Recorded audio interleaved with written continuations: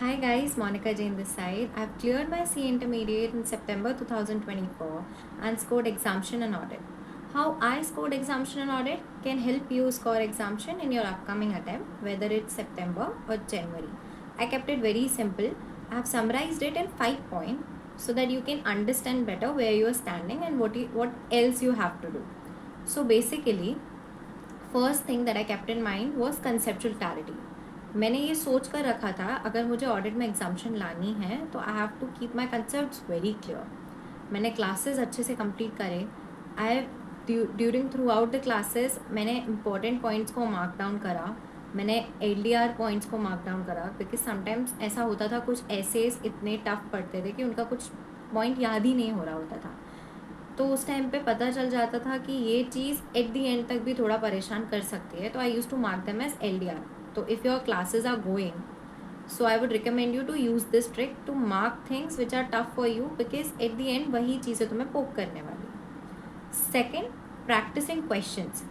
Basically मैंने बहुत सारे questions तो नहीं practice करे थे अलग अलग मटेरियल से, but I kept it very simple कि मुझे RTPs, MTPs और पास्ट ईयर पेपर्स कवर करने हैं जितने मुझसे हो सकें.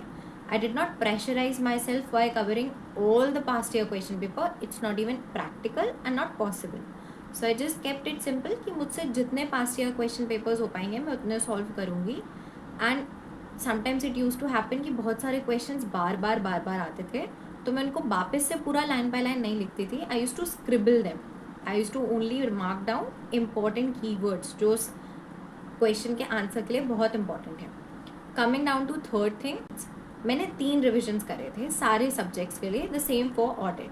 But generally I use to do किसी सब्जेक्ट का रिविजन चल रहा है या नहीं चल रहा है, one thing was very much clear to me कि मुझे रोज़ ऑडिट उठाना है because audit is a subject you can not pick it up for 1 particular day और 2 पर्टिकुलर डेज.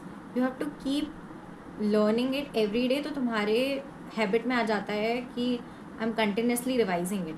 तो मैं रोज़ सुबह 2 आवर्स देती थी ऑडिट के लिए. I use to in those 2 hours मैं डेडिकेटेडली कंसेप्ट रीड करती थी, उनको रिवाइज करती थी और लर्न करने का ट्राई करती थी समझ कर.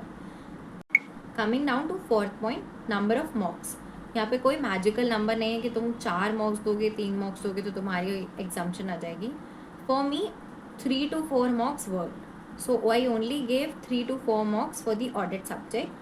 और मैंने वो प्रॉपर 3 आवर्स का टाइमर लगा के दिए थे. तो it made me comfortable with those 3 hours in exam hall कि मैं कैसे उनको यूटिलाइज करूँगी, कितने देर में मैं वो पेपर रीडिंग करूँगी, मैं डिसाइड करूँगी which question I have to do और which I have to leave when there are choices. और मुझे हर क्वेश्चन के लिए कैसे टैकल करना है. जैसे रीड करते टाइम अगर मुझे उस क्वेश्चन के बारे में याद आ जाता है तो आई टू राइट छोटू सा वहाँ पे लिटिल बिट स्पेस में कि यार ये एक पॉइंट है, जिससे when I start writing finally it an answer sheet तो मुझे पता है कि what I have to actually start writing. So in this way I have done the mock test. बहुत हेल्पफुल रहे हैं वो मेरे लिए. मुझे रियलिटी चेक्स भी मिला. सर्टन टाइम्स ऐसा होता था. I still remember second mock test देते time I was like oh my god the chapter the ऐसे that I use to feel like कि इसमें मैं बहुत अच्छी हूँ, उसमें नहीं थी मैं अच्छी. Actually I was weak in it.